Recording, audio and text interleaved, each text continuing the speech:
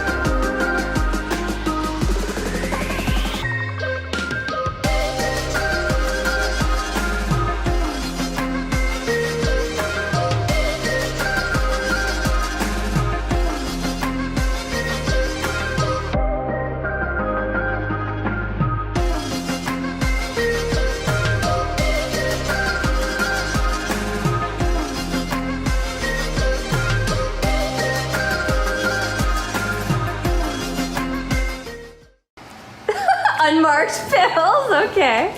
Ooh, essential oils, purification. Oh, peppermint, la la la. Love it. I am worried about Jordan, you know, testing positive. He doesn't have any breathing difficulties right now, but he definitely has a cough that's been really bad and that's been hurting his chest.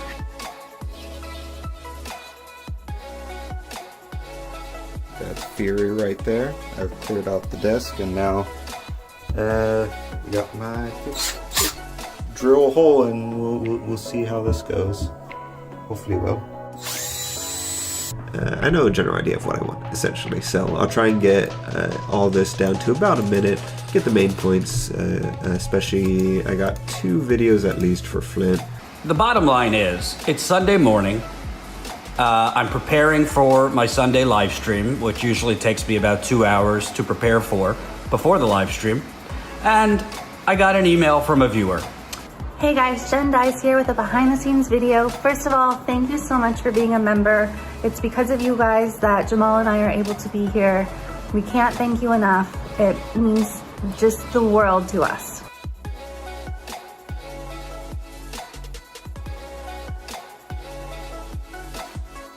Millions and millions of people have been laid off. Millions more have had their hours cut.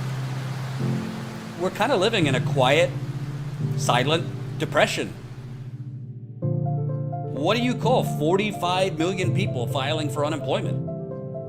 $1,200 in 3 months makes no sense. Makes absolutely no sense.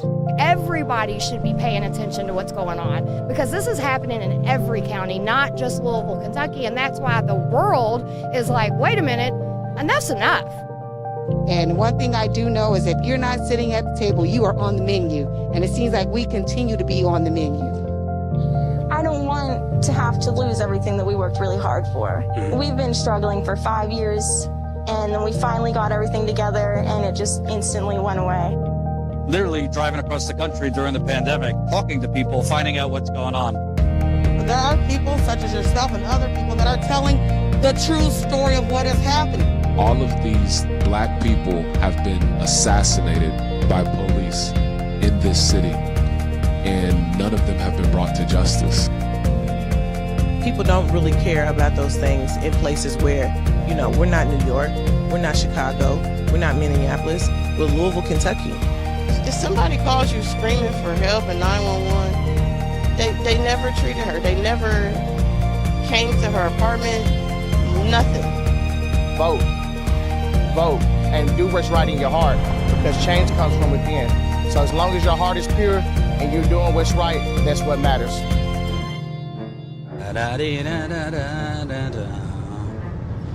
Once upon a time, there was truth in journalism where brave men and women gave voice to the voiceless. But then the corporations bought the journalist, poisoning the news that we are fed. With those tainted sources, all we ever ate was a steady diet of status quo. This hijacked narrative hid the truth of mass suffering, injustice, and corruption throughout our land. Status quo, status quo, status quo, status quo. To expose this shift to oligarchy came a band of honest journalists. They left the studio and hit the streets to give the microphone back to the people.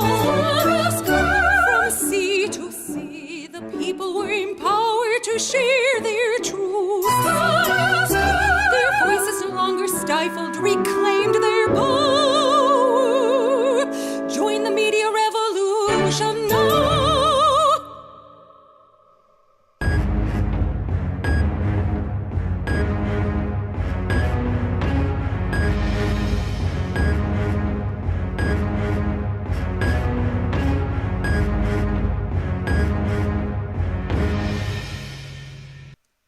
Hey, Jordan Sheridan live. Status Coup, right here in the United Corporations of America. Let me know if you could hear me. Let me know if you could see me. Monday, March 1st, 2021, right here in the United Corporations of America. Hope everyone's having an okay day.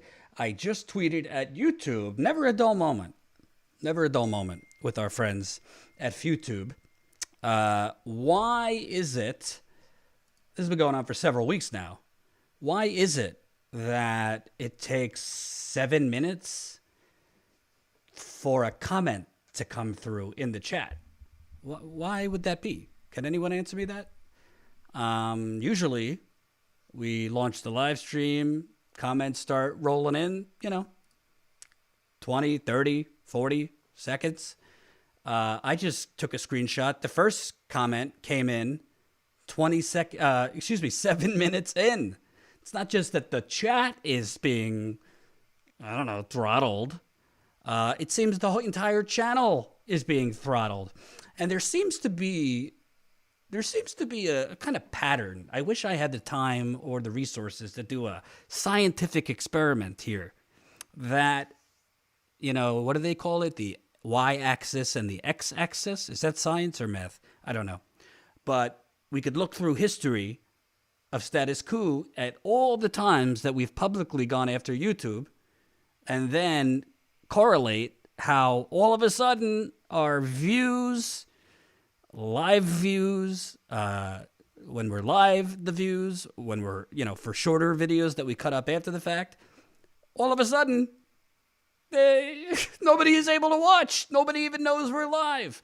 Poor John Farina, our freelance cameraman, was live 2 days ago covering workers in Harlem, New York, rallying in support of the Amazon workers in Alabama.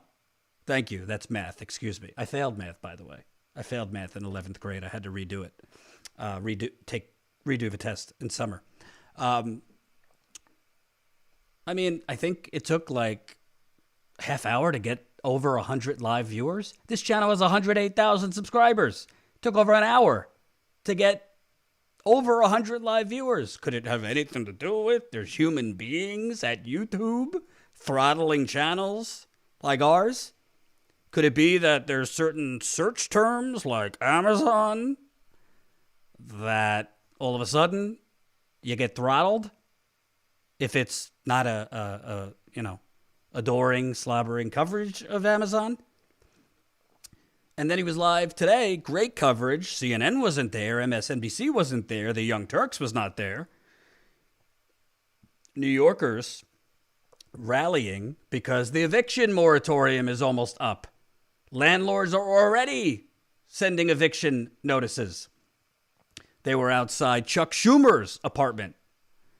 And I don't think that was distributed on YouTube widely. So, what are you going to do? Always the same thing with YouTube. But we will march forward. Thank you to John for covering both. We'll show you some clips. We'll show you some of that today. The whole live streams are up, and we're going to be posting shorter videos. Apologies, I'm not able to go live every day because I've been working on a major story on Flint, as well as another story I'm working on Amazon. I'm hoping that the Amazon story will be able to get out either tomorrow or Wednesday. It's pretty damning, if you ask me. It's a follow-up. If you remember, I reported a couple weeks ago a 38-year-old woman, Pashawn Brown, 38-year-old worker in Virginia at an Amazon warehouse, just suddenly dropped dead. Just so happened to be that Amazon had her working. She's not a nurse. She wasn't a doctor. No medical training. Amazon had her working in the coronavirus testing area. Amazon, I think the richest company on earth, had regular workers conducting nasal swabs on their coworkers. And she dropped dead. Suddenly comes home one night, has a headache. Next morning, gets her child, 12-year-old Gabrielle, ready for school. She's still not feeling well. Talking about Pashawn, 38-year-old. She's not feeling well still. Lays back in bed. Dies in her sleep. So I have a follow-up on that. I'm hoping to publish it tomorrow, but it's just so much happening. I honestly wish I had a documentary crew following all the work we're doing. And Jen's been working on the Flint story too. A lot of research, a lot of documents to go through, a lot of sources to talk to. So it's very hard when you're doing both investigative reporting and trying to go live every day. Very hard, but I'm doing my best. Thank you to Tina Desiree Berg, who's been filling in on days that I can't go live. And Sam Oser just did a great video updating you on the disaster in Texas. So go check out that video. Tony, $4.99. Hey, Jordan, huge fan of your work. We need to end the corporate state. We're going to talk about that corporate state today. And flat out, I'm begging you, give us some super chats. It's been a little slow here at Status Coup. Please, if you got the means. Of course, if you can't, you can't. But if you can, drop in some super chats. We really need your support. We'll talk about membership in a little bit. Thank you, Mike. $5. AI comment volume is unusually high. Wait time approximately 7 minutes. Oh, God. And I'm not going to read your super chats as I go because I've gotten complaints that it interrupts the flow. So I will read them all at the end, but keep sending them and I'll read them at the end. So let's start. You know, Trump came out of hiding yesterday for, just a batshit speech at CPAC. I'm not going to cover it because he's not the president anymore. I will cover Trump when I have to, but unlike the corporate media, I never covered him 24/7. It wasn't our business model to profit off of this deranged, racist, Islamophobic, sexist, rapist, used car salesman. So we're not going to cover Trump unless we really have to. And I don't really think there's anything to say about his CPAC speech other than the current horrendous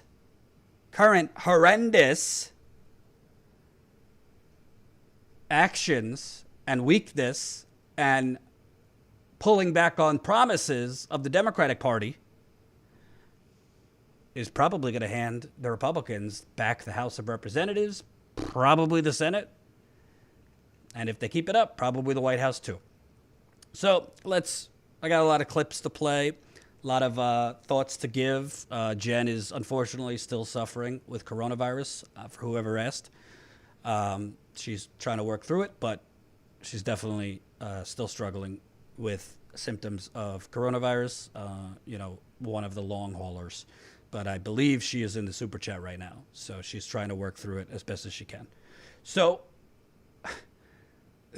apparently, if it wasn't bad enough that the Democratic Party generally blames progressives for their failures, generally blames Republicans for their failures, generally blames the mailman for their failings.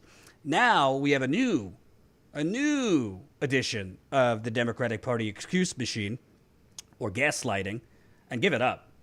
Let me put this in here. Give it up on the graphic here. Hold on, should have put it in. Do do do do do do do do do. Do do do do do do. Here's Mr. Biden and Chuck E. Cheese and Nancy filling up the gas tank, gaslighting you all over the place. But in this new edition of Democratic Party gaslighting, I'd rather just, maybe I need to change it to the United States of gaslighting. In this new edition, now, apparently, Joe Biden, President Biden, and the House of Representatives that the Democrats control, and the Senate that the Democrats control, apparently they are inept, erectilely defunct, paralyzed, because of the Senate parliamentarian. Yes, the Senate parliamentarian, the all-powerful, the all-godly, the totally unelected Senate parliamentarian is why we cannot have a minimum wage of $15 an hour, which, by the way, is not enough. This is the slow diet of gradualism, even suggesting $15 is enough. It's not enough. Smash that like button, by the way. 300 people watching. 152 of you have pressed that like button. I need another 150. Please smash that like button. Now we can't do anything because of the Senate parliamentarian, which, by the way, is not an elected position. By the way, the Senate parliamentarian is basically someone who advises, not rules. It's being reported that the Senate parliamentarian ruled that you can't put a $15 minimum wage into the coronavirus relief bill of $1.9 trillion. They don't rule, or she in this case, they advise. I'm not talking rectile defunct, wrong term, excuse me. So let's get something straight here, okay? And I'm just going to play, let's start this with our friends at Rising, because Sagar, I think, made an obvious point. And if you don't know what I'm saying, basically Joe Biden, the Democratic Party, is saying we are not able to add like we thought we were going to be. We want that $15 minimum wage, but the Senate parliamentarian says no. So we can't put it in, but we'll get to it later. Yeah, we'll get to it later. We'll do it in a standalone bill. Let me play our friend Sagar with Rising so he could tell you what a load of nonsense that is. It's a great question, one that remains to this day. And yeah, look, I want people to understand, and I've talked with some friends on the Republican side on Capitol Hill who are like, you need to tell your audience, your left audience, it's not that they can't do this. They don't want to do it. On minimum wage. Yeah, they were like, look, we had all the scenarios gamed out on our side for Obamacare. We literally fired the parliamentarian back in 2001 on the Bush tax cuts. Like, yes. If you want to do it, it can be done. They simply do not want to do it, and they're gaslighting you with fake excuses. And if you don't want to do it, just admit it. Just say, we don't want to have the minimum wage.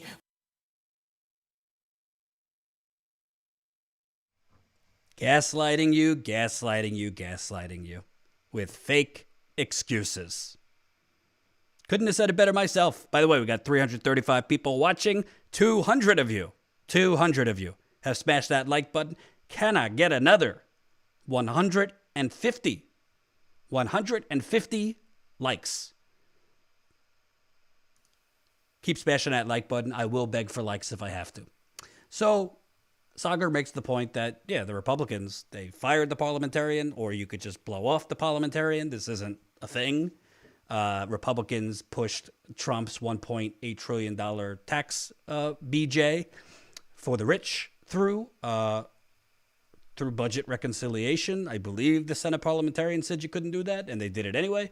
So this is, of course, nonsense. And of course, I mean, let's just call it what it is. I think Ro Khanna tweeted this out, and it was a brilliant thought. So let me get something straight. We are going to not fight for a $15 minimum wage, which, by the way, is not even enough.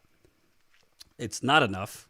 You index for inflation, last couple decades, we'd be closer to $23 to $25 a month.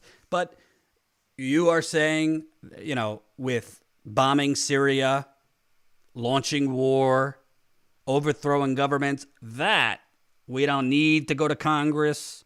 We don't need we don't need to follow protocol. We don't need to follow the Constitution. But a $15 minimum wage for working people, well, I don't know what to tell you. Senate parliamentarian, throw your hands up. What can you do? Is there a term beyond gaslighting? If there's a term behind, drop it in the chat. Because I don't think gaslighting is strong enough, frankly. And here's just one example. Of the Democratic, these pathetic sobs of shit. Excuse my French, swear jar, demonetized. His former vice presidential reject, Tim Kaine, on with Jake Tupperware on why we can't fight for a $15 minimum wage because the Senate parliamentarian says so. In just a few hours, the House is going to vote on President Biden's $1.9 trillion relief package for COVID. A lot of your progressive colleagues are very unhappy with the Senate ruling by the parliamentarian that the $15 federal minimum wage increase will not be included in this bill under these rules, which require only 51 votes. So what should Democrats do now? A standalone bill on a federal minimum wage increase? I think that's what we need to do, Jake. The budget reconciliation process, as you understand, is very sort of arcane. Most things in the Senate take 60 votes. Right now, under Senate rules to legislate a budget reconciliation bill, you can do it with 50 votes, but each provision of the bill has to be primarily budgetary in nature rather than a policy change. And the Senate parliamentarian has ruled that an increase in the minimum wage that would affect vast swaths of the private economy more than the federal budget is more of a policy change than a budgetary change. But I will say to anybody watching this show, Democrats are unified about raising the minimum wage. And if we can't do it through a reconciliation bill, we'll figure out another way to do it. There may be things in this reconciliation bill that we can do to set the stage. You've reported, and your other reporters have, about penalizing large companies that don't conform to this minimum wage goal that Democrats share. we'll explore those. But if we can't do reconciliation, we're going to do it. We don't have time, but I just want to note, just for the If we can't do it through reconciliation, we're going to do it. We're going to do it. Oh, yeah? When are you going to do it? When are they going to do it? If you can't do it through reconciliation, when are you going to do it? So let me be very clear, folks, for those of you in the back. Number one, because Jake Tupperware is just a mannequin, he's not there to do journalism. Number one, the Senate parliamentarian doesn't rule. He's not a king, or she's not a king in this case. Number two, they advise. Number three, Jake Tupperware, you know, a little tongue-tied there, can't perform journalism. If it were me, I would have said, well, what do you mean it doesn't have an impact on the budget? The Congressional Budget Office scored it, gave it a score. That's what the Congressional Budget Office does. They said over 10 years, I think it would add $54 billion to the federal deficit. So that's not just a policy change, that's a budgetary thing. It would add $54 billion to the budget. Let me find this other thing. Hold on. Democrats abandon minimum wage, Washington Post. So he's full, you know, they're all full of shit. And then they're now even abandoning the backup plan. Senior Democrats abandoned backup plan on $15 minimum wage. Oh, we can't do it because of the Senate parliamentarian, but here's the backup plan. 2 hours later, we're abandoning that too. Senior Democrats are abandoning a backup plan to increase the minimum wage through a corporate tax penalty after encountering numerous practical and political challenges in drafting their proposal over the weekend, according to two people familiar with the deliberations. On Thursday, the Senate parliamentarian said that the $15 an hour minimum wage included in Biden's stimulus package, $1.9 trillion package, was inadmissible under the rules Democrats are using to pass the bill. After that decision, Ron Wyden and Bernie Sanders said they would instead seek to add tax penalties on large corporations, an idea viewed as less likely to be struck down by the parliamentarian. Have you ever, before the last week, heard of a Senate parliamentarian, but now all of a sudden we can't do a goddamn thing because of the unelected Senate parliamentarian? Is this really the nonsense they're trying to sell right now? That, you know, we really want to do it, we just can't do it because the unelected Senate parliamentarian is just, our hands are tied. Here's the reality, okay? Here's the reality. Joe Biden, rightly so, his top priority is coronavirus and stopping the coronavirus. To that, this administration has gotten it together a lot more than Trump. You got to give him credit on that. They have actual press conferences daily, virtually. The cases have gone down. I don't attribute that to anything Biden's doing. It's just, you know, we're further and further away from the Thanksgiving and Christmas increase because of all the travel. More people are being vaccinated. So it's not really just, it's not like Biden has done something, but at least they're taking it more seriously. And at least he's saying wear a mask. So that's a positive. And Corona truthers, I don't have time for you. So if there's trolls, go away. But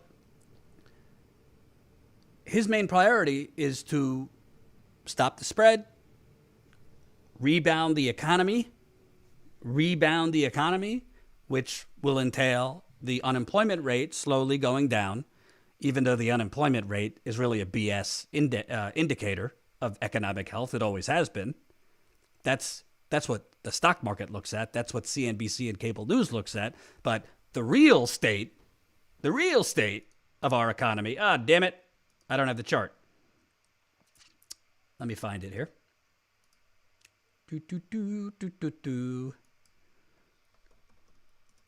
Hold on. Farewell. I gotta find it.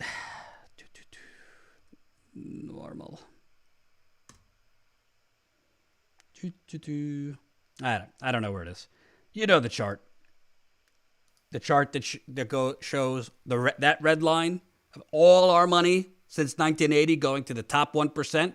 That's the real state of the economy. It has been for decades. So Joe Biden wants to stop the spread of the coronavirus. Wonderful. Have the economy rebound through the unemployment number going down, which will actually largely be because millions of people are going to just stop looking for work. As I talk right now, 50% of the jobs have not returned that have been lost in March and April of last year. 50% have not returned.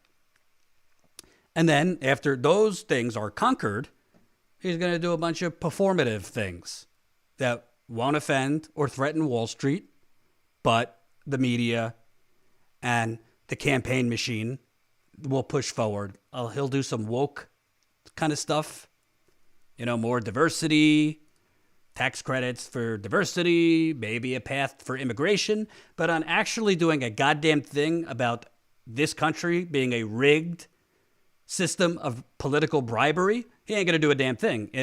Actually, it's only going to get worse. And they're showing you right now, they never had an intention to raise the minimum wage. And ultimately, I'm going to tell you, after I play a few more clips, what I ultimately see happening after this series of gaslighting ends. And keep those super chats coming. And please keep pressing the like button. Almost 400 people watching, but 290 of you have pressed like. Keep smashing that like button. So here's Biden's press secretary today. I was actually surprised because she actually had some decent journalistic questions. She was actually challenged slightly. Let's listen to this ridiculous gaslighting. Decision. You said that he respects that decision, but progressives don't understand this. In some respect, they're like, why not fight for this? So why is the White House not more aggressively challenging that and sending the vice president to try and potentially overrule that with the vote? Well, the decision for the vice president to on the parliamentarian decision, you said that he respects that decision, but progressives don't understand this. In some respect, they're like, why not fight for this? So why is the White House not more aggressively challenging that and sending the vice president to try and potentially overrule that with the vote? Well, the decision for the vice president to vote to overrule or to take a step to overrule is not a simple decision. It would also require 50 votes. As you know, it's not a one-step decision. And the president and the vice president both respect the history of the Senate. They are both formally served in the Senate, and that's not an action we intend to take. But the president is committed to raising the minimum wage, to working to determine the best vehicle forward to doing that. That's why he put it in the package. He wants it to be raised to $15 an hour, and he will be in touch with leaders from all wings of the party in determining the best path forward for that. Go ahead, Jeff. So let me get this straight. Let me get something straight. Biden, who's been in Washington for, 100 years, Biden so respects the institutions of the Senate. He so respects the institution of the Senate that he can't dare overrule. Again, you're not overruling because she's not ruling. It's advising. Those are two different things. But can't dare overrule because of Senate norms, but he could very, very casually bomb Syria without consulting Congress whatsoever. I don't know. Senate norms over here, Senate norms over here, Constitution over here. Can't breach Senate norms. Constitution,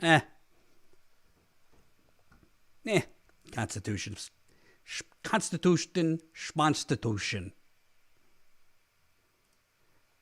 This is laughable, folks. It's laughable.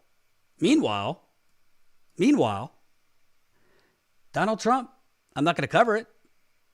He's still got his legion of cult followers. Donald Trump won 75 million voters. Most voters a sitting president has ever won. Most voters a Republican has ever gotten. And the Democrats are doing nothing. I'm sorry, folks. I hate to say it. I'm going to read for you what the coronavirus stimulus is. Child tax credit. $2,000 to $3,000 per child, 6 to 17, and $3,600 for children under the age of 6. I'm not going to poo-poo it. It's going to help a lot of people. But is that going to save you? Is that going to save you if you've lost your job? Is that going to save you if your hours have been cut? Is that going to save you if your job is not coming back? Is that going to save you if you are months and months and months behind on rent or your mortgage and you don't have a cancellation of that debt? Is $30 billion in emergency rental assistance going to help you when, again, we're talking thousands and thousands and thousands of dollars people are in debt? Back pay? Well, let's skip that minimum wage increase because that's gone. $1,400 check. What's that going to do for you? Again, these are all incremental because this is the United Corporations of America. Incremental. They look okay on the surface. Band-aids to an economic gunshot wound. $1,400 check? Is that going to help you when, I don't know, my guess would be 40, maybe 50% of people, that's their monthly rent. Get it, that is? If you're lucky to get it. If you're lucky to get it on time. This is all Band-Aids. And what we saw from the 2008 financial crash and this current situation, by all accounts, is worse.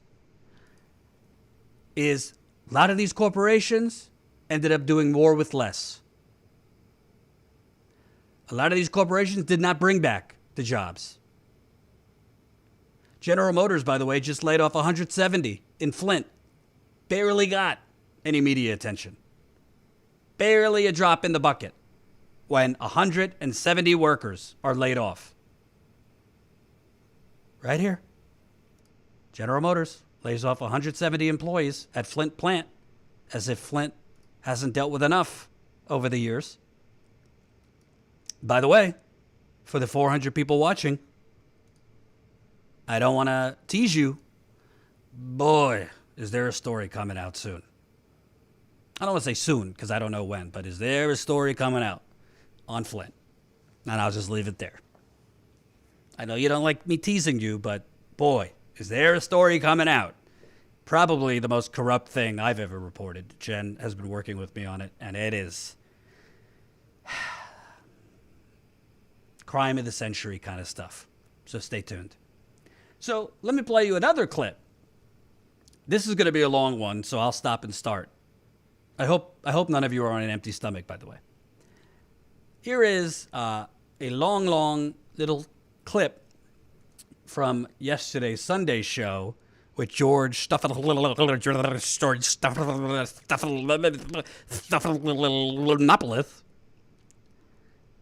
Rom, I covered up the murder of a 17-year-old black guy so I can get reelected, Laquan McDonald, Rahm Emanuel, and a couple others. Let's take a look at the framing by Rahm Emanuel.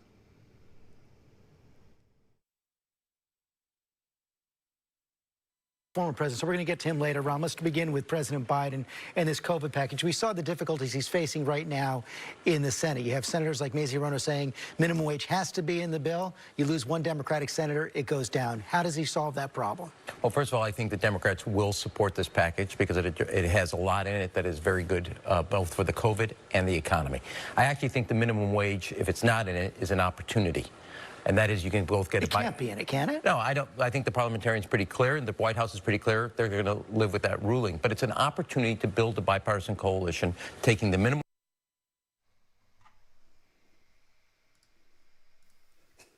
You got to love this. I got to stop. I'm sorry to stop so soon. Right out of the gate. It's an opportunity. It's an opportunity, he says. $15 minimum wage not being in the bill. Look at this as an opportunity. No, don't worry that your house is on fire. It's an opportunity. It's an opportunity, I say. And then George Stephanopoulos says, it can't be in the bill, can it? Well, why can't it? Aren't you the journalist? Well, why are you just going along with this ridiculous framing that it can't be in the bill? Are you a journalist, George Stephanopoulos? So right out of the gate, Rahm Emanuel is gaslighting the hell out of you, saying, this is an opportunity, folks. Don't worry if you're rationing medicine and groceries. Don't worry if you got to choose between medicine, groceries, the electric bill, the car payment. Don't worry about that. It's an opportunity, and I'll tell you why soon. Here we go.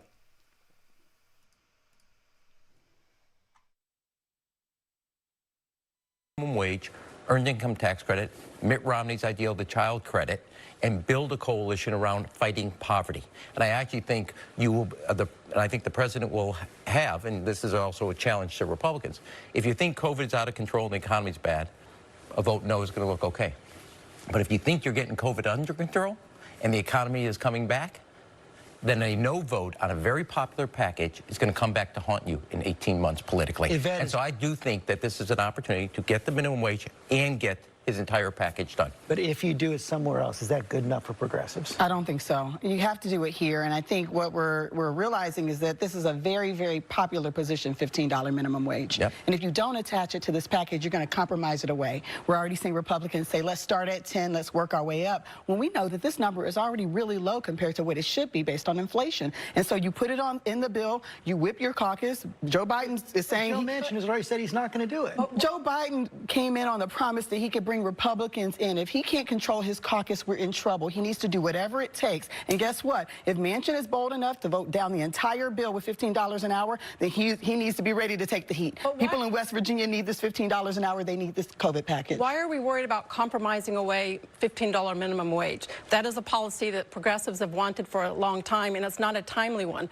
COVID is a timely issue. We need this now. We need it timely, and we need it targeted. We need all of it. And Democrats have taken a non...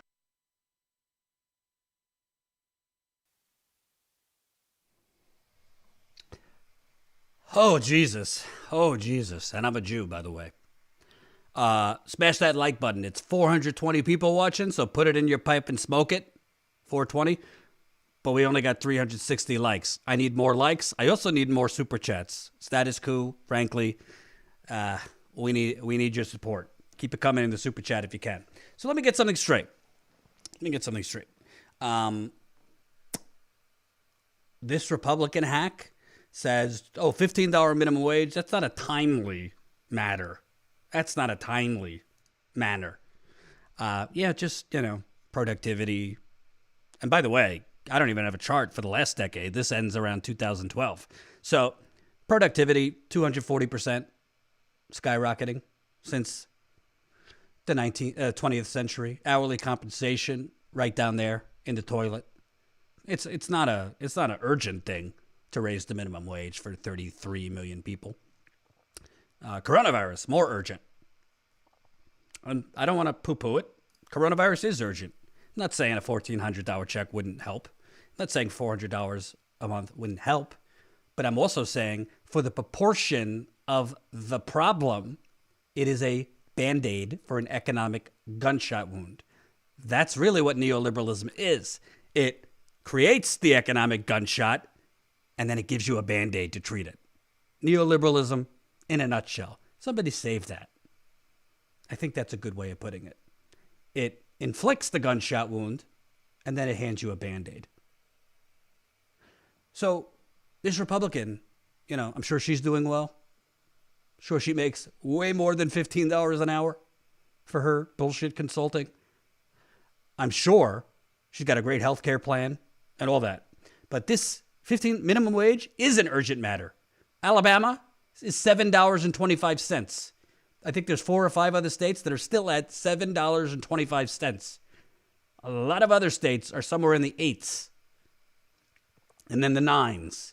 You cannot live off that. Frankly, it's hard to live off $15 an hour. These people are out of their fucking minds. They should not have public platforms. No, I'm not saying cancel them. But if these are the people who have hijacked our information airwaves, no wonder half the country are morons. And I'm talking both sides. The neoliberal morons who keep voting for this neoliberal bullshit, and the Republican idiots who keep voting against their own interests. And then George Stephanopoulos is just sitting there allowing lie after lie, bullshit framing after bullshit framing. Right out of the gate, he says, well, it can't be in the bill, can it? Of course it could be in the bill. If Joe Biden, the president, wants it in the bill, by God, it would be in the bill. Do you think Donald Trump or President Cruz, God forbid, or President Cotton or President Hawley would ever utter the word Senate parliamentarian? Would that ever enter their mind? They'd fire the person, or disregard it. Are you kidding? That's what people who want to use their power do. You think they would allow the Senate parliamentarian to stop them from going to Afghanistan or Iraq, or giving subsidies to Goldman Sachs, or subsidies to Raytheon, or subsidies to Lockheed Martin, or subsidies to Pfizer, or subsidies to Silicon Valley? Oh no, nothing stops that. Let me play a little more. Again, hope you're on an empty stomach.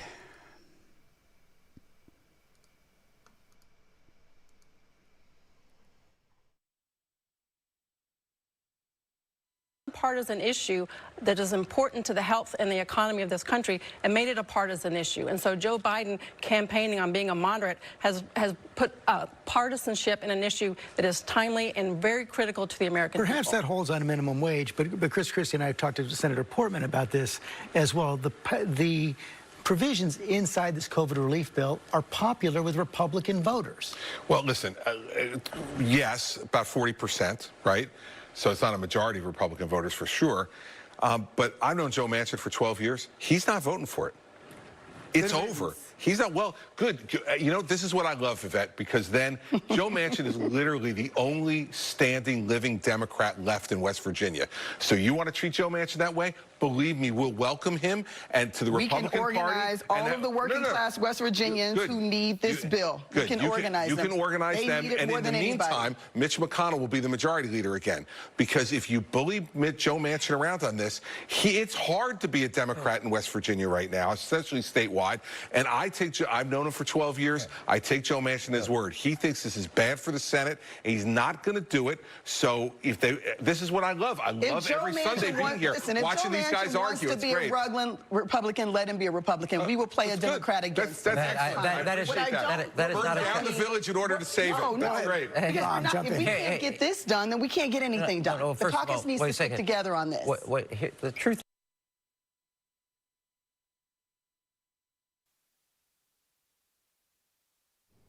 Excuse me if I don't take my political advice from Mr. Bridgegate, another corrupt jerk-off who should not have a TV platform and a nice contract from ABC. Who the fuck made Joe Manchin president of the United States? Can somebody explain that to me? Did you vote for Joe Manchin to be president of the United States? Did you vote for Joe Manchin to be dog catcher? What is this insane nonsense about we need to work our entire political program around the sentiments of Joe Manchin and Kristen Sinema? Let me tell you a little story. Folks. Okay? Alexandria Ocasio-Cortez, she used to have a chief of staff named Shoykat, I don't know his last name, and a communications director known as Corbin Trent. They left. She she restaffed with more, traditional Washington lifers. And now Shoykat, Corbin, and a couple other people, they created a super PAC. I forget the name of it, but they created a super PAC. And their whole intent and being is to basically shame corporate senators, corporate Democrats, so they're focusing on the Senate, into action. So what this new super PAC, I don't know the name, what they did was they went on air in West Virginia, on radio, on TV, against Joe Manchin. Very unusual. Joe Manchin doesn't really have much, negative ads other than, his Senate re-elections, where Republicans are hitting him. But they went on air in the radio in West Virginia, TV in West Virginia, attacking him for being against the $2,000 checks. He said absolutely not to $2,000 checks. And what do you know? He started getting heat in West Virginia. People started calling him nasty letters, negative media coverage. All of a sudden, he backs off the hell no to $2,000 checks. So do me a favor, Chris Christie. Go eat another Twinkie. Sorry. And shut the fuck up about, I've known him for 12 years and he won't do anything. If literally no progress will be had in the United Corporations of America for the next 4 years because we have to bow down to Joe Manchin, then we should all go home, go to sleep, and call it a life. Seriously. We should all give up. If Joe Manchin, the Almighty, rules the world. Because let me tell you something, okay? If it was Bernie Sanders, who I'm not so happy with right now anyway, but if it was Bernie or a living, breathing progressive in that White House, here's what would happen. You would publicly say, sorry, disagree with the Senate parliamentarian. So we're going to put a $15 minimum wage into the coronavirus relief bill. $15 minimum wage is not enough, but we're going to start with that. And Mr. Manchin is going to vote for it. Kristen Sinema is going to vote for it. Here are the statistics in West Virginia for poverty, in Arizona for poverty, for wage stagnation in Arizona, in West Virginia, in opioid abuse, which is heavy in West Virginia. And if they aren't going to vote for it, then I'm going to take the fight to them. As the President of the United States, I'm going to West Virginia, I'm going to Arizona, and they're going to have to explain to the people of West Virginia and Arizona why they won't vote for it. And if they won't vote for it, if they won't listen to the American people who overwhelmingly want a $15 minimum wage, including Republicans, by the way, majority of Republicans, then you know what? I and the DNC, we're going to find people to primary them because they don't belong in Congress. That's how you do it. That is how you do it. And let me tell you something. If he did even 50% of what I just said, Joe Manchin wouldn't be blocking shit. Because Joe Manchin only cares about Joe Manchin and staying in power. But we can't do that because the Senate parliamentarian says no. The Senate parliamentarian says no. Give me a break. And this, I got to tell you, I'm sorry. Love Bernie. Still have my Bernie action figure. But Bernie, why in the first place did you even play this game with the Senate parliamentarian? And we're going to talk to lawyers and try and get it approved by the Senate parliamentarian. Did you honestly think that Joe Biden was even leaving it up to the Senate parliamentarian for that reason? Do you not realize that this is all coordinated and the Senate parliamentarian is just doing the bidding because Biden didn't want it in the coronavirus stimulus because Biden doesn't see it as a priority and ultimately is probably closer to it being $11 or $12 an hour, which is what Hillary Clinton wanted when she first ran for president in 2000. Well, her second campaign, she said, I'm closer to $12 an hour and only was shamed into it moving to $15 an hour. We're headed towards that territory, folks, where Biden, to bring back the good old days of Democrats and Republicans coming together to screw you, they'll come to $11.50 an hour, something like that. and sell it as a victory. Look, folks, we rescued the economy. We stopped the virus, and we increased the minimum wage to a mildly less starvation wage. That's what's happening, folks. That's what's coming. Share this live stream. Share it, share it, share it. Let's play a little bit more of this disgusting gaslighting nonsense. I'm a little fired up. I apologize for my obscenities. Hope my father's not watching.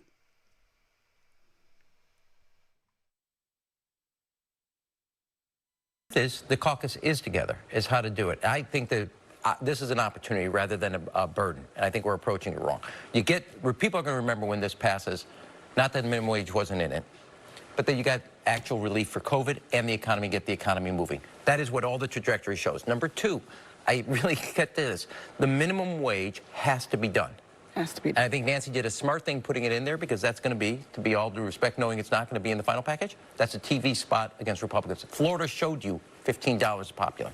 Put that package, allow states to ramp off if they don't want to do it. They want to do it at $12.50. They want to do it at $13. And then with other things like that are important for fighting poverty, the earned income tax credit and the child credit, then you have a package that people can come together on. I think it's an opportunity. And Joe Biden, I think showing that he's going to fight, is doing exactly, and I believe this, the Democrats will rally behind the president because we need a popular president. And saying that we're going to threaten somebody, when you go back, 92, Bill Clinton won 50 out of 72 counties. Neither Barack Obama or Joe Biden won a single county in West Virginia. Saying we're going to threaten Joe Manchin only makes him more popular. Just reminded me. I'm saying get him on threatening this bill Richard by any Shelby means in necessary. 1992 didn't work out so well. I was not for that. You were for that. I was against that strategy. That Richard Shelby flipped parties. That is not the way you do that in West Virginia. We cannot allow one man from West Virginia to control this entire next 4 years. But at the same time, no more than we could allow one man from Kentucky to do it in the last 4. At the same time, we cannot allow one facet of the Democratic Party dictate COVID relief. And if you say minimum wage is such an important issue, then it should have been taken care of long ago and stand alone. Well, in 2000, but you also need to talk to not just those that are going to benefit from minimum wage, all of the people that will lose their jobs if you force in businesses to raise the wage. Here's the one thing that people got to remember. Every one of the Republican leaders voted for the 2000.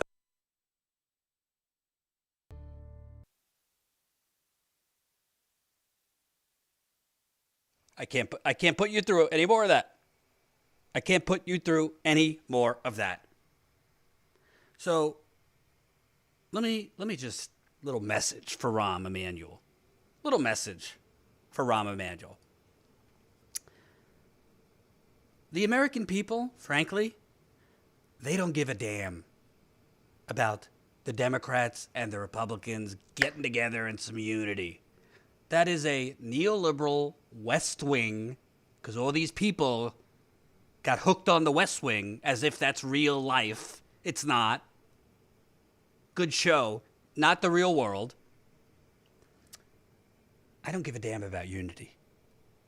I don't give a damn if Democrats and Republicans work together. In fact, I don't want them to work together, because when Democrats and Republicans work together, usually what you get is welfare reform, repealing Glass-Steagall, NAFTA, the Iraq War, the Patriot Act,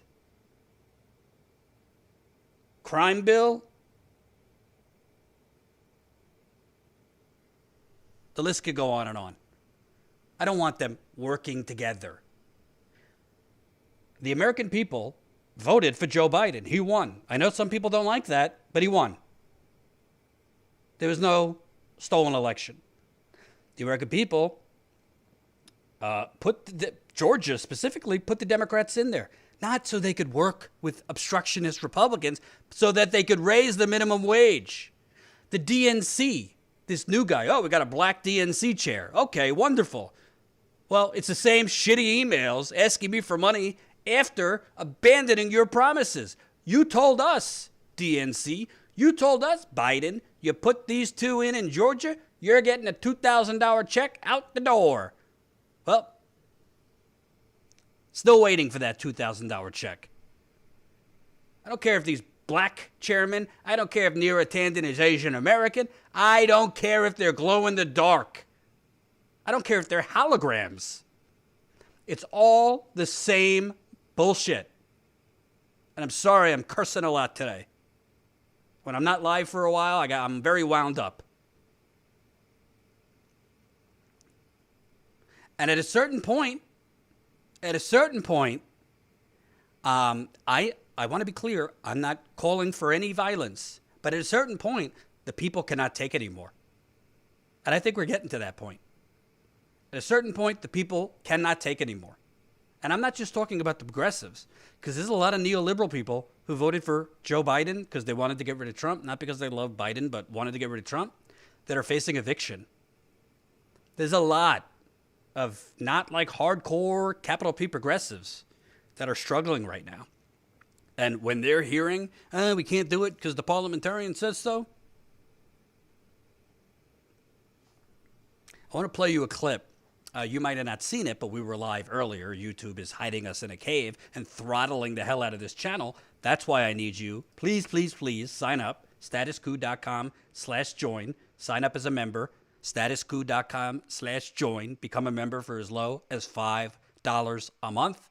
It is the only way we could build this thing long term. It's the only way we could keep covering things in the field. We got to pay John every time he covers something. We got to pay Jen, myself, Colin.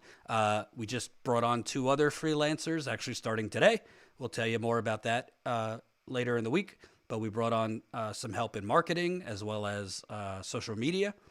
Two great people helping us. So we are trying to grow, but we need you to help us grow. So if you got it, if you're not a member yet, sign up, statuscoup.com/join if you can. Obviously, if you can't, we understand. But if you can, you can become a member for just $5 a month. You get access to our Discord, our members-only Discord.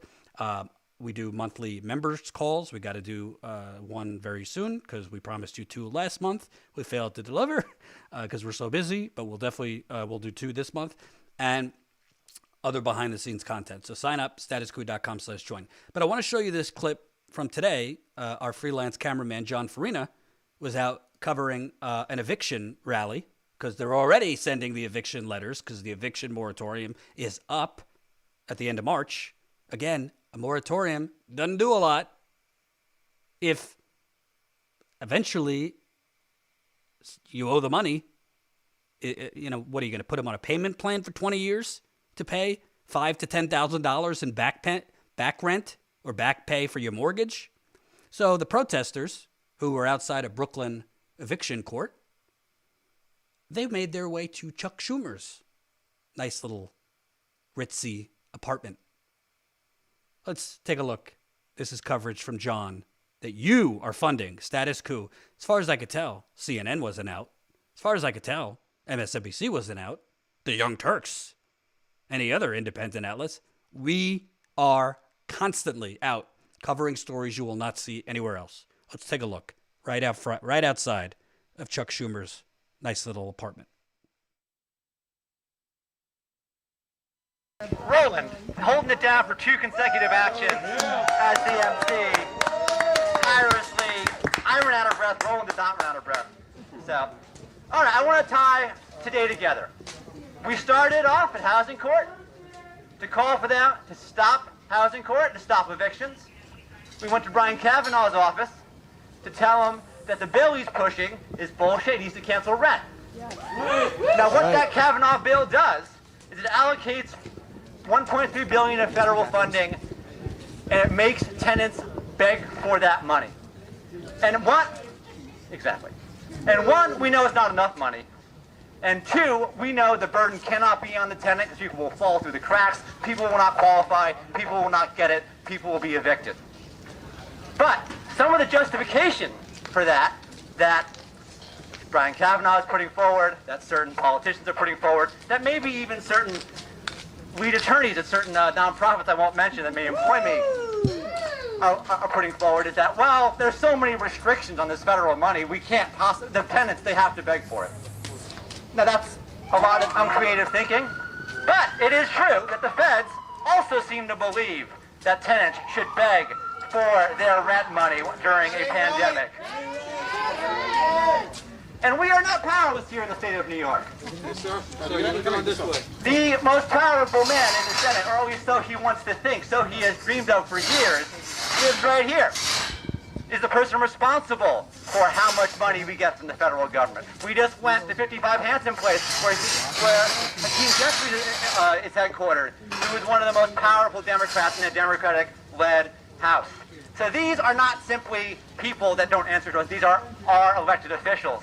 And right now, we need them to allocate money to tenants, and not money that is beans tested, not money that the tenant has to apply for, not money that they need to navigate a draconian system that frankly makes lawyers like me essential when we shouldn't be, when our job shouldn't exist. That's right! Let's go! Lawyers! So we need our federal officials that are the most powerful officials in Washington that work for us to allocate real money to tenants to end this crisis. And thank you all for coming out and making that point. As we close, I just want to make it clear of an analysis as we can, because we see there's like hundreds of fucking cops here, hundreds of fucking vehicles that are being fucking powered by gas that costs money that the city pays for, and like, we're not doing shit that's threatening anyone. No cops need to be here right now. But where could that money go? Where could the money go that it takes to fund these fucking fuckers' salaries, it takes to fund these fucking guns, these fucking cars? It could go to people who are being affected in this fucking deadly pandemic. That's where it should go. Right? We need to understand that the housing crisis is also related to racial justice. The people who are being disproportionately evicted and affected by this pandemic are black and brown people who are disproportionately killed, fucking maimed, violently interacted with the state. And so these pigs are also a part of the housing problem, right? Housing justice is racial justice, is health justice. It all needs to be radically transformed, dismantled, and something else, socialism, needs to happen and take its place. That's what we are here for. We want to abolish private property, we want to abolish these fucking pigs, and we want to abolish all these fucking high-rises that are only given to people with the means to fucking live in them. So fuck Chuck Schumer, fuck the police. Thank you, everyone.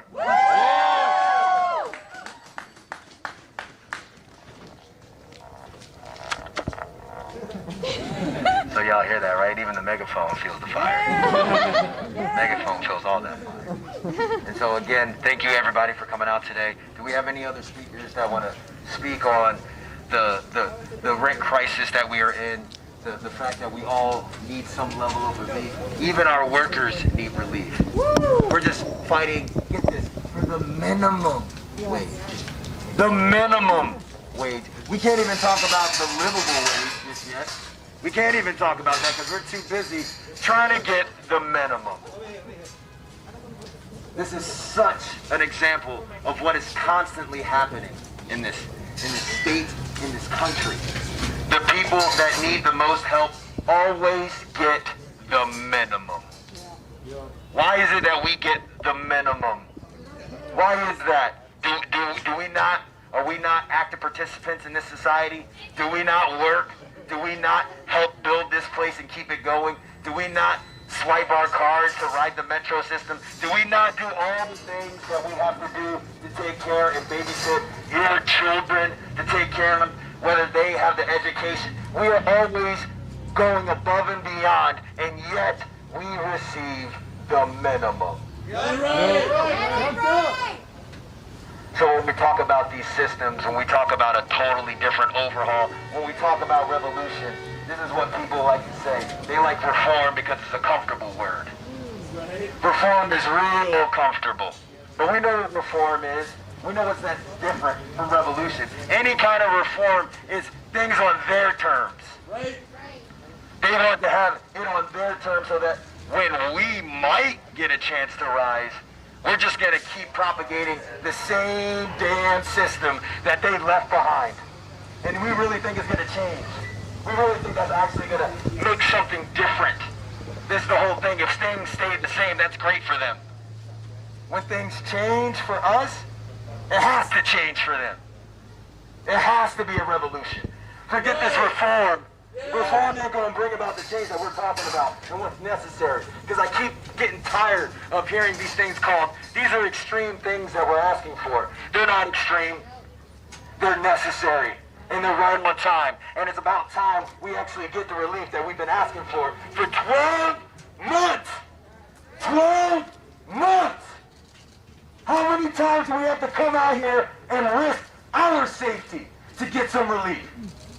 And we can't even get the minimum.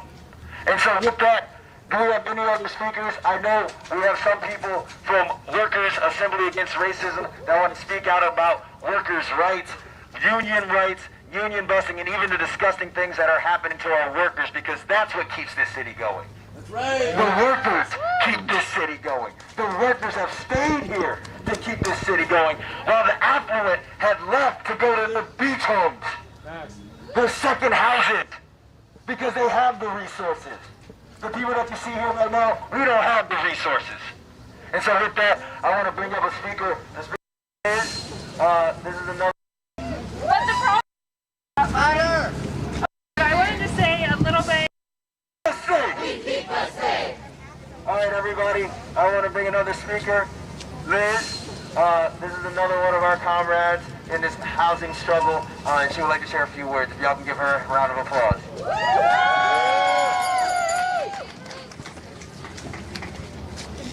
Okay.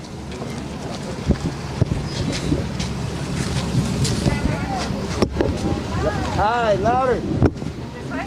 Yeah. Okay. Hi, I'm Liz, and I also work in this building. But I wanted to say a little bit, you know what, Xander already covered all of the legal stuff. Okay, here? Okay, perfect. I wanted to say some other stuff. And, you know, the real problem is capitalism. And what we need is mass affordable housing for everyone. So in there, we need to expropriate the landlords, take over the mass empty hotels that are covering the city, and invest in mass public housing in this center of empire, center of capital, in the most wealthy country in the history of the world. But the problem with that is we can't do it under capitalism, because capitalism simply cannot provide for the needs of the people. That's right. That's right. Only a workers' government can. Yes. So we also can't rely, sorry, the wet, the rain is making my face feel very strange.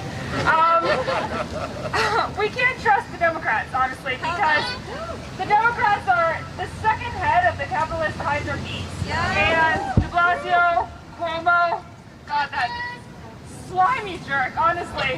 Watching him get undone has been truly life-giving these last few weeks. But Cuomo and de Blasio, they're owned by real estate in this city, and these two signs over here, only a workers' government can provide for decent, affordable housing, and Cuomo, de Blasio, Democrats owned by real estate. The only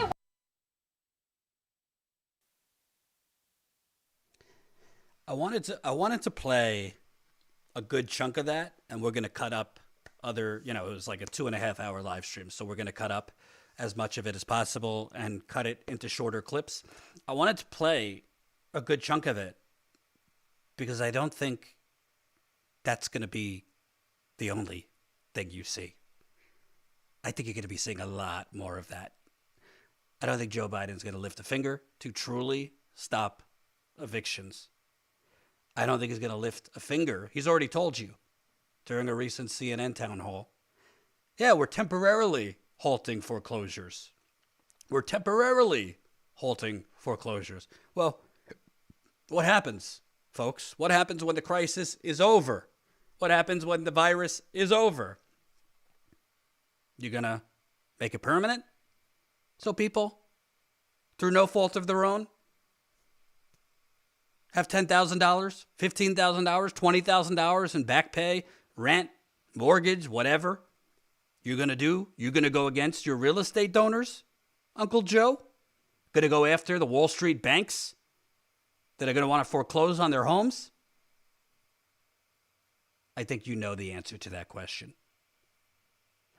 And I think it's so powerful. Obviously, New York City is not, like every place. But I think you're even going to see areas that are more red start to revolt.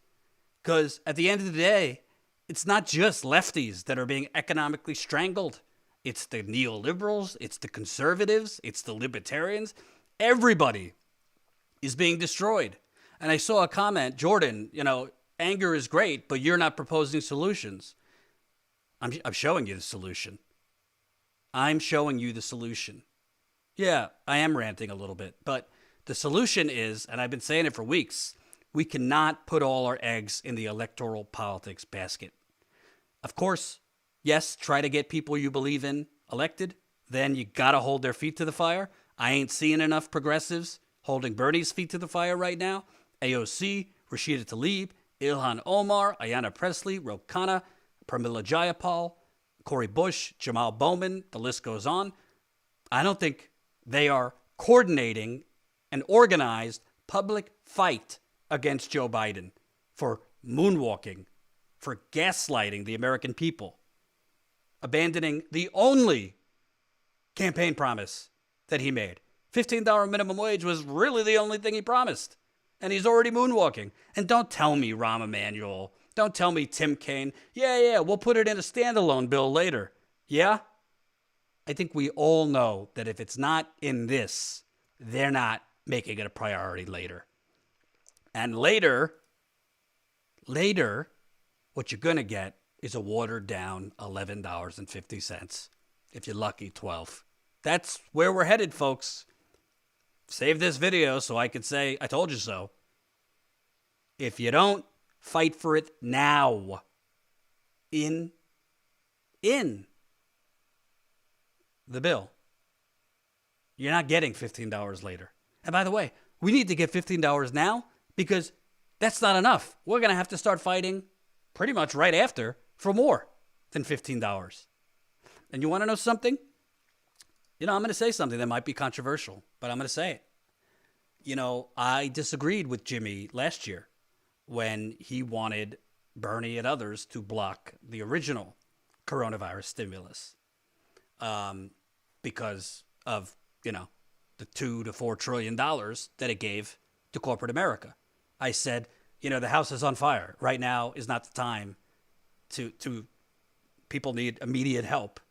And, I totally thought the corporate welfare, the $4 trillion free money that went to multi-billion-dollar corporate conglomerates was unconscionable. But people needed that $600 a week. People needed the $1,200 check. And I didn't think we can't fight the war now when the house is on fire. But I would go as far to say I threaten not to vote for it. I would threaten, if I'm Bernie Sanders, not to vote for the $1.9 trillion coronavirus relief bill if the $15 minimum wage is not in it. I would do the same thing on the House side. I would. It just passed the House, so doesn't matter anymore. But if I was Bernie, and I could be, right now, no Republicans have signaled they will vote for it. Right now, no Republicans said they will vote for it. So Bernie, if he votes no, they can't get it through. Even on budget reconciliation, they need every single Democrat to vote yes.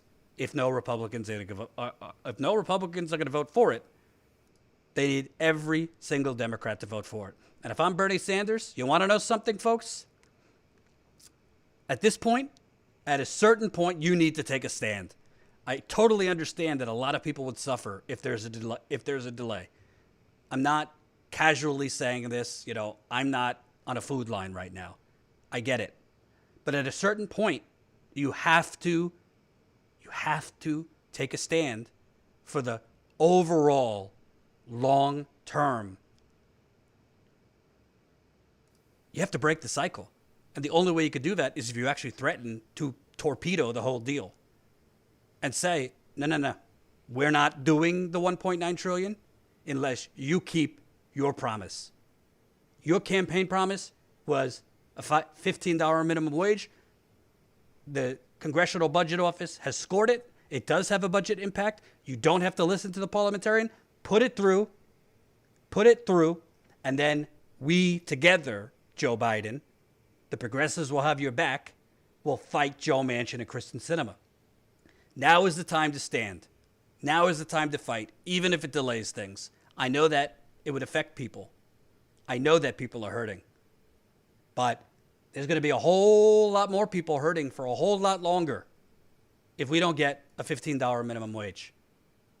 There's going to be a whole lot more people hurting if eventually, because we gave up now, it's raised to $11.50. That's not good enough. $15 is not good enough. And I think the time to fight now is now. I think the time to put your foot down and say, no more. Well, we have to. We have to vote for it, because if we don't, the house is on fire. No more. I think he should threaten not to vote for it now. And from what I hear, I'm not going to give up sourcing, but what I hear is Bernie seems tired. Bernie seems tired. What I mean by that is he doesn't have the same fight he used to. This is what I hear. I'm not going to get any further because I have to respect sources, but people that know have told me, not that he doesn't care, but he seems spent, tired. I want to show you one last clip, and a lot of times I don't agree with. And I'm not blaming this all on Bernie, but he single-handedly, if he wants to, could threaten to torpedo the deal. Because let's be clear, you're not getting a $15 minimum wage in the next 4 years if it's not in this bill.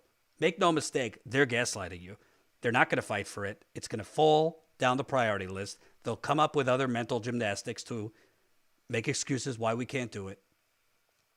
But it's not going to be. It will not be in the next 4 years if it's not in this bill. I want to play you a clip from Van Jones, who I think said it very, very well in this case.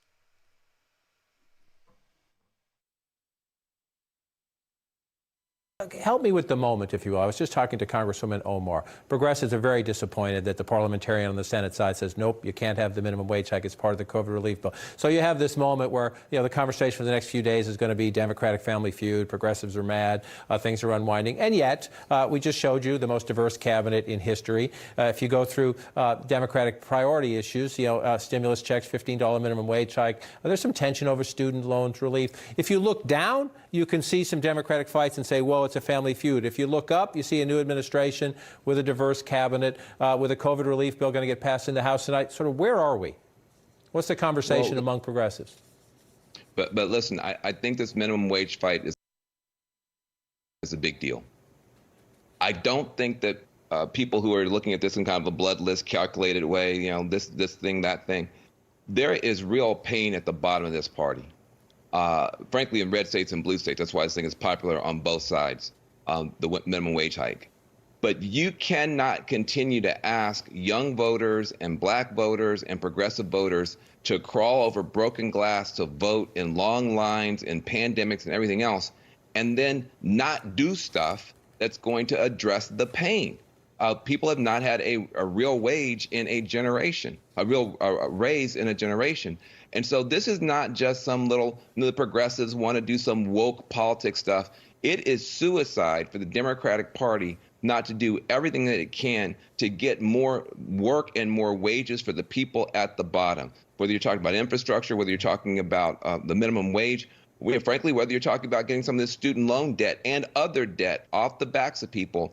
I don't know what they think is going to happen in 2 years when it's time to get people to vote in a midterm election if you cannot point to anything besides, a vaccine and maybe a check that's been spent a long time ago by the time people get a chance to go and vote. You got to do something.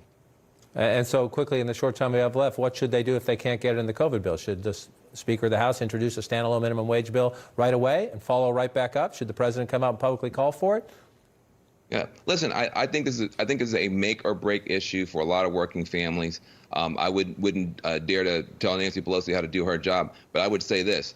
If we look up and we're going into the midterms election, there's been nothing done on minimum wage, nothing done on police reform, nothing done on criminal justice reform, nothing done on some of these core issues for the base of this party, then it's very difficult to explain to me why that's smart politics. There's some stuff we should be working with Republicans on. And there's some stuff that's just core values for us we got to fight for.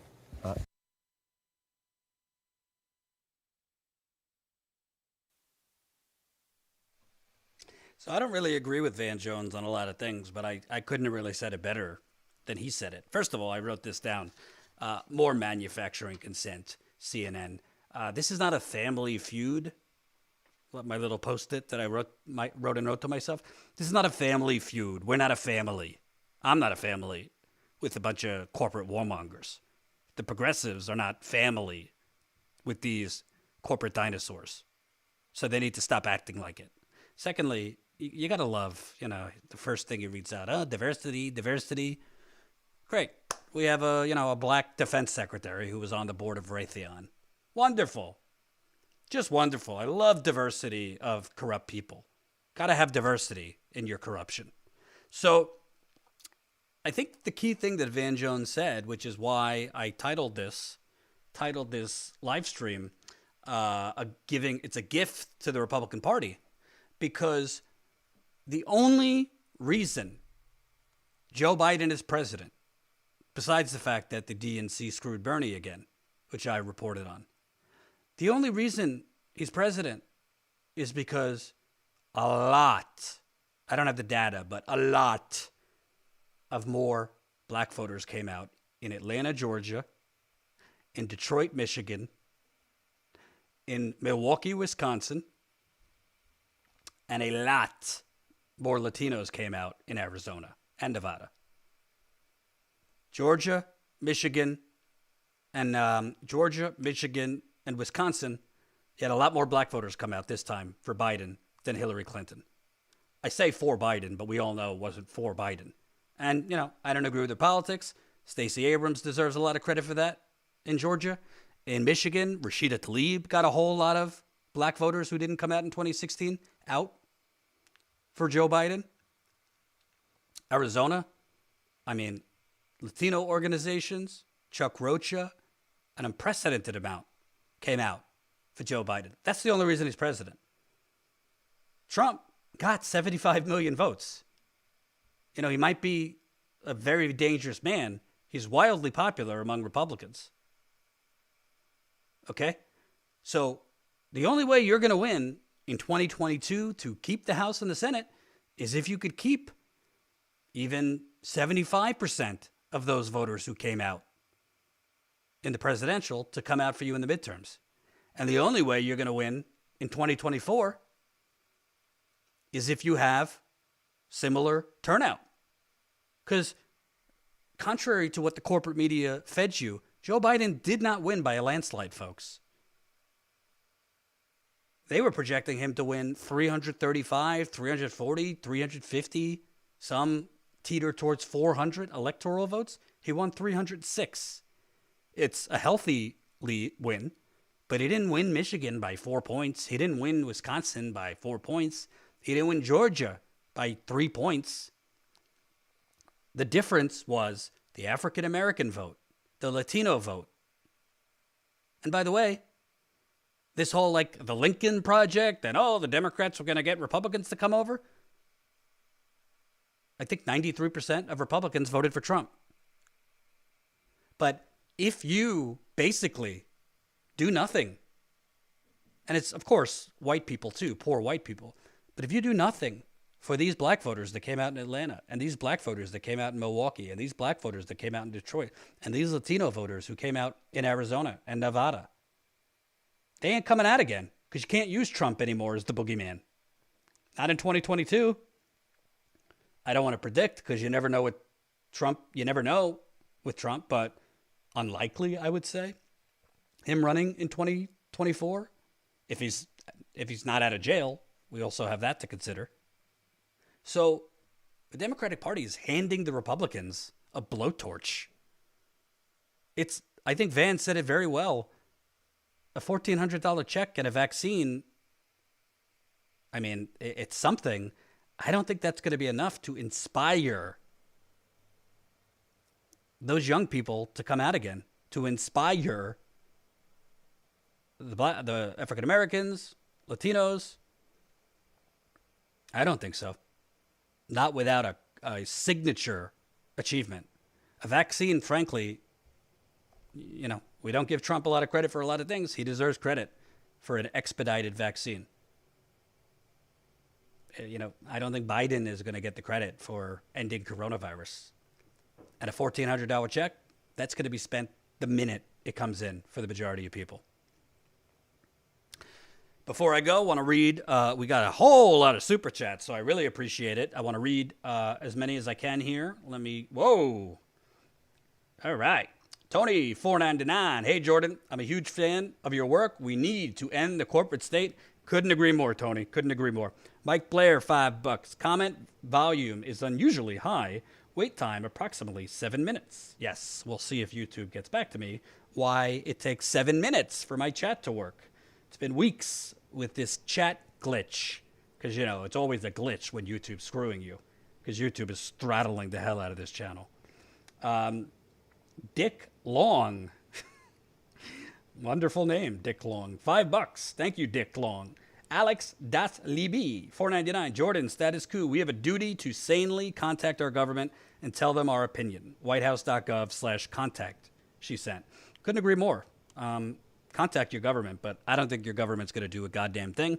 That's why I believe we need a general strike and we need organizing to economically protest. All these people that are out on the streets, that's great. Add your bodies on the street with your wallets. Stop using Amazon. Stop fast food. Stop major banking, corporate banking. Stop big box stores. Stop Walmart. Stop Target. I know everyone can't do it because for some people that's the only things they can afford. But if you can afford it, that will expedite change. You hurt their donors. You hurt their donors' profits. You'll get change a lot quicker than you expect. But sure, email the White House. Lana Del hates the clock. $5. Who cares if it adds to the federal deficit? F the deficit. Money in your wallet. When are they going to stop framing this as a problem to be solved? I don't care about the deficit. Neither should you. I've talked about modern monetary theory quite a lot on this show. I've had people on to explain we got all the money in the world. All the money in the world for this. They're just gaslighting you that we don't. Share the dank. $5. Love y'all. Keep it up. Also, read Kingdom People. Read Kingdom People. Emmeline Delapikes, €5. Thanks for all you do. Greetings from Berlin, Germany. Oh, I love Berlin. I went to Berlin, I think in 2016 or 2017. Love it. Great city. Really enjoyed it. And the beer was delicious. Hallie Richardson, $5. Thank you, Hallie. Caddywhack, $20. Quote, you never want a serious crisis to go to waste. I mean, it's an opportunity to do things that you think you could not do before. Rahm Emanuel still trying to sell that old shtick. Rahm Emanuel, frankly, should be in jail, not on ABC. He covered up the murder of a 17-year-old black guy who got executed, 16 shots in a cover-up in Chicago. Laquan McDonald covered it up before his reelection so he can get reelected, and then feigned ignorance after. But, in America, you fail upwards if you're corrupt. Alwaski, $10. Appreciate it, Al. Kevin Howard, $10. Buck stopped at the parliamentarian, ? It's honestly, it's so insulting to your intelligence. It's disgusting. It really is disgusting. Parliamentarian. Curious one. By the way, why should we vote? Why have elections if the people you put in office say, well, hands are tied. Unelected parliamentarian says we can't do it. Curious one, $10 for the Chris Christie Twinkie Fund. You're gonna need a lot more than $10. And I'm sorry, I did a bit of fat shaming today. I'm not proud of it. My problems with Chris Christie aren't on his Twinkie consumption. It's on his bullshit corruption consumption. So he could eat as many Twinkies as you want. Not shaming him. John Zeller, $5. The idea that Manchin would lose his seat because he raised the minimum wage in West Virginia is preposterous. Those media figures are cowards. They're not only cowards, they're intentionally lying to you. There is not maybe like 3 to 4% of voters would hold it against Joe Manchin if the minimum wage were raised. I'm talking Republicans too. Look at the polls. Majority of Republicans believe in a minimum wage hike. It's absurd. And of course, George Stephanopoulos is not going to challenge him. He's not going to say, well, where are you getting your statistics? Where are you getting your statistics that a minimum wage would be fatal? Raising the minimum wage would be fatal for Joe Manchin in West Virginia. Paul Gibby, $15. Keep giving him hell, Jordan. P.S. What do you think of Richard Ojeda? From what I see, I like. I heard some things about him from people I like that, is a bit of a camera whore, loved attention. I don't know if that's true or not, but that's what I heard. But on policy, I'm a fan. So I don't mean to give a backward compliment. I just was told by people I know in West Virginia that he's very, very fond of the camera and attention. I can't tell you if that's true or not, but from his policies, I do, and what he says he stands for, I like him. Michael, $10. Thank you. Kush Renata, $5. We all know Trump is a bullshit artist, is bullshitting when talking. Where are you? We all know Trump is a bullshit when talking about a stolen election, but I'm more inclined to agree after seeing how Bernie and Canova were treated. Yes, I've been saying this all along. Just because you speak the truth that this particular election was not stolen does not mean there isn't election fraud or instances of fraud. Two things could be true at once. In this case, there is no evidence of that. The people telling you that there is, we just can't see it because they won't give us the machines, are lying to you. They're just lying to you. That's like me saying there is evidence that Governor Rick Snyder poisoned the people of Flint, but I can't prove it to you because he won't give his emails from the year 2013. He won't. Snyder wouldn't give his emails from 2013, the year before the water switch. Okay, well, yeah, there's probably stuff in his emails that show that he knew full well that switching Flint to the Flint River would be a catastrophe. But I can't say it proves it, but I just don't have the emails, but it's still true. No, you have to find some form of evidence. This is just basic journalism. Thank you for the super chat. Kush Renata, $5. From superdelegates to the dubious app used in the Iowa caucus down to the MSM media bias, it's very hard to say that the primaries weren't stolen. I absolutely think the primaries were rigged and stolen, and there was fraud. I think the Iowa caucus was fraud, and I've reported on the fraud. So we can say the primaries were fraud because there's actually evidence of it, as opposed to the general election. Faint signals from Vega, $5. Neoliberalism is an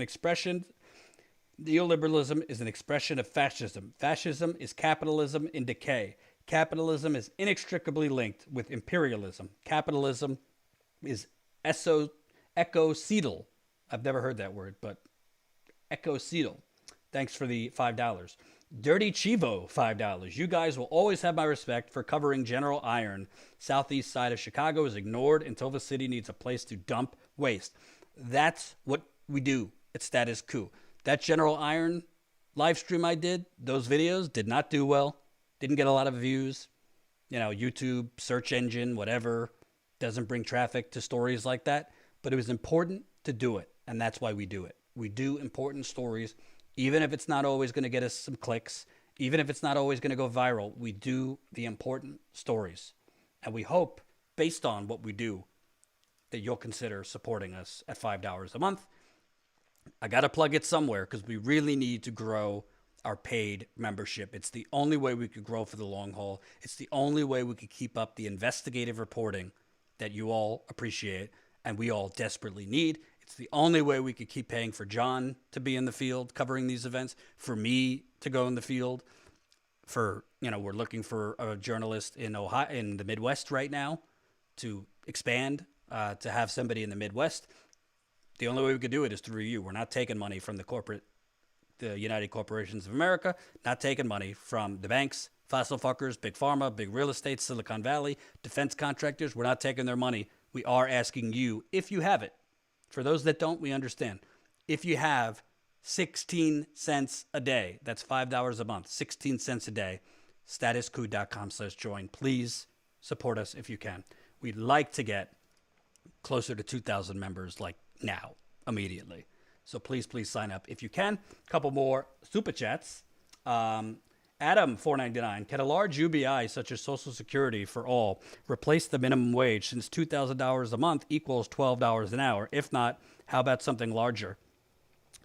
You know, I'm not opposed to a UBI, but I think the problem with a UBI is there's nothing part of a UBI that stops these corporations from just raising prices incessantly.